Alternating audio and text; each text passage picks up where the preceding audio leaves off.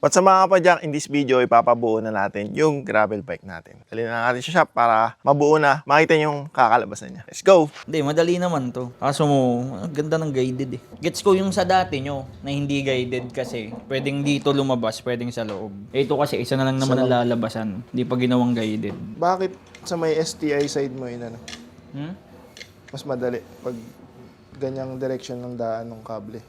Oo. Mas madali siyang Sungkitin. sungkitin kasi nasa malalaking butas agad siya lalabas. Unlike kung doon, ang liit ng lalabasan. Matuwid nga muna. Hindi kaya bitin yung kable, yung ano natin.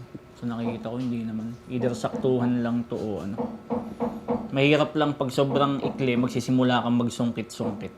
Kasi maliit lang ang paghuhugutan. Parang ako ngayon lang to magi-stay na puti. The rest of the year siya, manilaw-nilaw. Jim, ilan yun? Masyado atang slam ah. Ito, anong slam? Katataas po. Manghihina. Almost 30 mm po. Nginaya ako sa steerer tube eh. Not yung surly, pwede ba? Ha? Pwede naman to. May labis sa taas, kaso Pangit. pangit. Huwag na. Hindi mo magagamit yung original niya na cup. Ito yung set na kasama nung sa Winspace Oo. G3. Bali, FSA system siya. So ito, familiar naman na ako sa FSA system. So goods naman yan. Pag ang gagamitin nyo ay yung hindi internal na bars and stem, ito yung gagamitin. Para nakalabas siya dito. Yan. Diyan papasok. Tapos magagamitan mo siya ng regular na na spacer pagkatapos. Pero pag fully internal, ito. Yan. Jim, bago ba yung grasa mo? Oh yes. Maxima Assembly Grease. Imported. Oh yes. Sponsored. Semi. Internal pa naman to. Tapos yung may-ari, bihira linis ng bike. Hindi kailangan na ng gigitata pag yung sa ganito. Basta i-sure lang na lahat ng may contact ng bearing is may grasa. Goods na yun. Wala bang specific na grasa na para sa mga carbon? Kung kumukontak sa carbon. Sa pagkakaalam ko, kahit namang grasa, basta yung pang-assembly lang din, okay lang naman na kahit anong grasa. Wala akong alam na nakaka-harm. Naalam ko Ewan ko kung meron. Pero kung meron man, comment nyo na lang down below. Tanda ko yung kinonvert ko dati na kay Sir Soma. Yung giant... TCR. Iiyak na ako eh. Hindi masungkit eh. Nakailang ulit ka rin dun, di ba? Oo. Sobrang kasi, wala talaga siyang margin of error. Hindi ba nila ginagawa yun na merong parang guide sa loob na tunnel? Wala. Pero dapat yun ang gawin nila eh. Yung merong tawag sa ganyan, guided na. Para mas masaya. Ang liit din pala ng butas na ito. Saktuhan lang. Although mas gusto ko yung anggulo, mas maganda yung anggulo niya. Unlike nung sa iba na dito yung butas.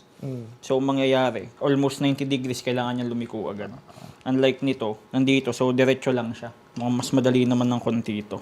Hindi kayo bumili ng foam. Bagay, madali naman na itong ilagay. Yung Nag-rattle ba yan? Alin yung para hindi mag-rattle? Oo. Para lang din preventative. Nag-ano ba yan? Malalaman. Although mas maganda, meron na talagang ilalagay. Lalo na, nag-iisa lang yung kable mo. Wala siyang ibang sasanggaan. Tapos bitin daw Sarap. Kaya ito ng rektang yung panungkit. Kung sa likod, mahaba pa. Nasa ilalim nga Yuan, linisin mo nga kamak ng Kuya Ian mo. Nakaka-instig nun eh. Hindi, GLX. Anong maganda sa T47 na Biggest advantage ng T47 na ganito is threaded siya, tapos pag mag 30mm kayo na spindle or dab, mas malaki na yung bearing na mailalagay, tapos threaded siya. So wala na yung problema ng na kasi pag yung dati BB89 or BB86 or BB90, problema kasi doon yung bearing halos laki na rin halos nung butas, kaya sobrang liit na nung clearance. So yung bearing sobrang liit, nangyayari mabilis matanas. Unlike nito, ang laki. So, yung bearing na may lalagay, malaki din. Pero ito, mag-24mm spindle lang din tayo muna dito. Bagong buo, pero mukhang lilinisin to. ganda ng frame, pero dugit yung pyesa. Mga gaano kalapad ang tingin mo na safe dito? Based din dun sa dati nyo, 50. 50 Kasarapan na. Pero sa mismong chart ni Winspace, 50 rin. oo. Maganda lang dito sa nakikita ko is siya. Kahit magmanipis ka, maganda pa rin tignan. Unlike nung sa ibang gravel bike na Pag manipis ang gulong, mukhang mukhang tanga. Malnourished. Mukhang malnourished. Pero ito, mukhang hindi naman siya ganun. Mukhang candidate for replacement na rin Oh? to. Ano bang ano yun? Mga regular na GRX lang din. Sagmit, pwede na dyan. Ito, gusto ko sa ADS eh. Bakit? Ayun, ganda kagad ng preno. Kahit nagtapon ng konti. Tatap up na lang to. Ano yun? Nagagay mo? Fiber grip, finish line carbon grip. So, hindi natin sure, kasi madalas sa mga ganitong klaseng seat posts, dumudulas, may slippage. Hindi natin sure kung magkakaroon to o hindi, pero prevention is better than cure. So, lalagyan natin siya. Pag carbon to carbon yan. Carbon to carbon. Pwede rin naman alloy to carbon, alloy to alloy. Basta meron kayong pyesa na kailangan na dumudulas. Tapos, instead na taasan nyo yung Newton meters kasi baka pumutok, ito gamitin nyo. Carbon paste. Para siyang may mga buha-buhangin. Pero Para hindi siya yung parang adhesive. Hindi. May Kasi pag pampagas pang adhesive, permanent na yun. May pampagaspang lang. Papagaspang lang to. Yan din ba yung ginagamit sa stem handlebar, ganun? Oo.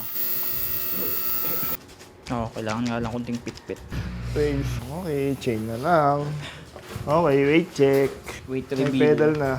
Pedals lang nandito, pero wala pa siyang bar tape. 9.9 to 9.8. Crank mo mabigat. Crank ba? Oo, mabigat yan, baliw. Bakit pala yung crank? 9 point ginig. 9.02. 9.02. Mas magaan nga, si Danshell na nga nagsabi. Mas magaan pa daw yung Scenics na crank kaysa sa GRX. Pag ayaw kayang isang wheelset, galing. Mas magaan pa yan. Kasi deep section tong 9 Velo eh. Kaya to 8 point, palit crank, palit wheelset, 8.7, 8.8. Pwede nyo itong i-ride ng walang bar tape. Kung tutuusin. Okay. Walang sharp corners yan eh. Kasi internal. Yan lang ang maganda sa internal eh. Kahit walang bar tape, di basta-basta Tama ang BB na nabili. Ano yung magandang crank dito? Ano? Nung nga pala yung gamit nila Kem. Aero ang profile niya eh. Bagay na bagay yun. Nung nga palang crank yun. Parang 5 dead. Hindi. Hindi, yung tigna 90, yung carbon. Gaan nun, baliw. Hindi na lang maigpit dito ay well, hindi pa na lahat. Pero ang gulo ng STI, ano nyo muna. Eto na mga kapadyak, buo na yung ating Winspace Gravel G3. Nalagay ko na nga rin pala yung Land Griper na wheelset sa kanya. Palit din tayo ng gulong. Eto, ibabike check natin to. Abangan nyo na lang sa next episodes natin. Full bike check, didetalyin natin yung mga parts na nilagay natin. Para kung nagbabalak kayo magbuo ng gravel bike, kung natitipuan nyo din tong Winspace Gravel G3, magka-idea din kayo. From the initial build dito, may ilan din na akong pinaltan. Mula doon sa bike build na napanood nyo. Sa bike check natin yung pag-uusapan. That's it for this video. Ride safe mga kapadyak.